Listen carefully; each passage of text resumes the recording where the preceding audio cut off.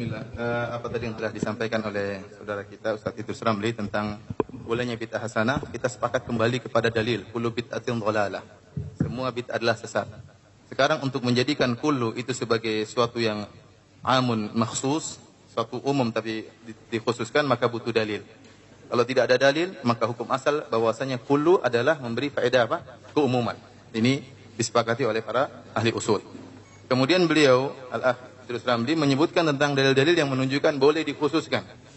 Contohnya, ya tadi diantaranya seperti dalil man sanna fil islami sunnatan hasanatan.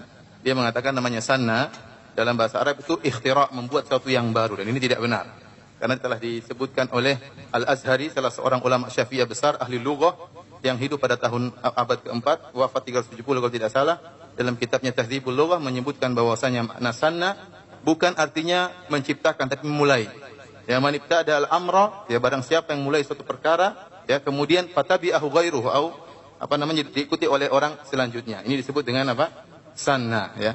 Oleh karenanya kalau kita lihat dari konteks hadis tersebut, kenapa Rasulullah SAW mengatakan barang siapa yang memulai man sanna fil Islam sunnah hasanah? Konteksnya jelas bahwasanya ada sahabat miskin, kemudian Rasulullah SAW ada orang di antara sahabat Ansor yang memberi sumbangan, sedekah. Sekarang saya tanya, sedekah itu bid'ah atau bukan? Sedekah bukan bid'ah. Tetapi dia yang mulai, akhirnya diikuti oleh para sahabat yang lain. Maka sana tidak ada dalam bahasa Arab, artinya harus ikhtira', harus menciptakan. Ini tidak benar dalam bahasa Arab, dan saya sudah katakan, yang ini saya nukil dari perkataan Al-Azhari, ulama dari madhab Syafi'iyah, yang termasuk banyak orang para ahli lughah yang menukil dari Azhari tersebut. Ya. Kemudian ada pun dalil yang kedua, ya, ada Ibnu Mas'ud yang mengatakan, ma ra'al muslimuna hasanatan fahuwa indallahi hasanah. Apa yang dilihat oleh kaum muslimin adalah baik, maka dilihat oleh Allah juga baik. Kita kumpulkan riwayat ini. Ternyata pembicaraan Ibnu Mas'ud tentang pemilihan Abu Bakar sebagai khalifah.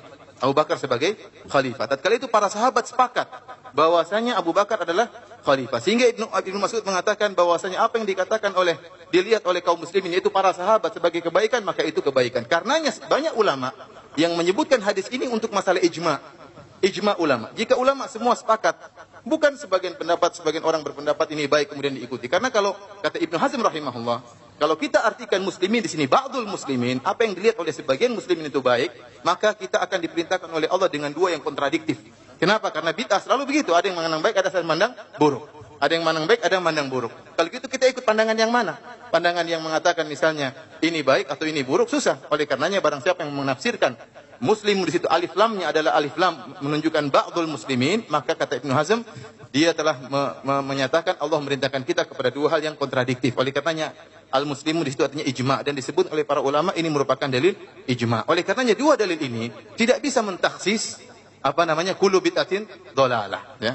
Adapun ayat-ayat yang disebutkan semuanya kalau ada dalil mentaksis maka silakan tafadhal. Namun jika tidak ada dalil mentaksis maka kembali kepada keumuman. Adapun perkataan Idrus Ramli tentang perkataan nikmatul bid'atu hadhihi, bahwasanya Umar demikian makin tidak benar karena dipahami oleh Ibnu Hajar Al-Haytami, salah seorang besar mazhab Syafi'i setelah zaman Imam Nawawi, dia muhaqqiq mazhab Syafi'i. Dia mengatakan bahwasanya perkataan Umar bin Khattab adalah bid'ah lughawiyah dalam kitabnya Fatwa. Habis.